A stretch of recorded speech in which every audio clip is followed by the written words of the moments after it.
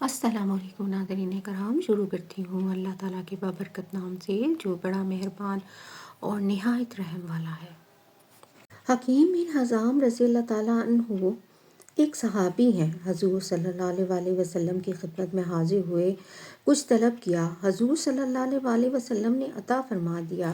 پھر کسی موقع پر کچھ مانگا، حضور صلی اللہ علیہ وسلم نے پھر مرحمت فرما دیا۔ تیسری دفعہ پھر سوال کیا، حضور صلی اللہ علیہ وسلم نے پھر عطا فرما دیا اور ارشاد فرمایا کہ حکیم، یہ مال سبز باغ ہیں، ظاہر میں بڑی میٹھی چیز ہے، مگر اس کا دستور یہ ہے کہ اگر یہ دل کی استغنا سے ملے تو اس میں برکت ہوتی ہے، اور اگر طمع اور لالچ سے حاصل ہو تو اس میں برکت نہیں ہوتی۔ ایسا ہو جاتا ہے جیسے جول بکر کی بیماری ہو کہ ہر وقت کھاتے جائے اور پیٹ نہ بھرے۔ حکیم رضی اللہ تعالیٰ عنہ نے عرض کیا، یا رسول اللہ صلی اللہ علیہ وسلم، آپ کے بعد اب کسی کو نہیں ستاؤں گا۔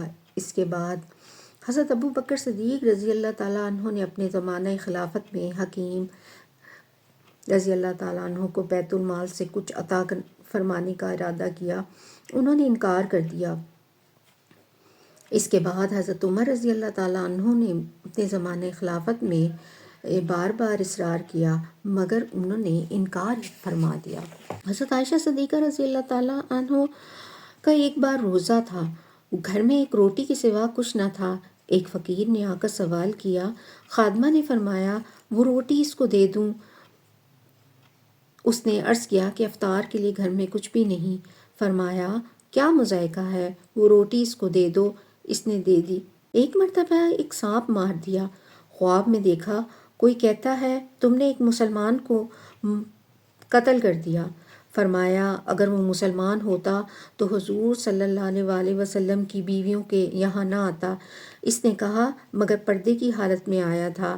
اس پر گھبرا کر آنکھ کھل گئی اور 12,000 درہم جو ایک آدمی کا خون بہا ہوتے ہیں صدقہ کیے۔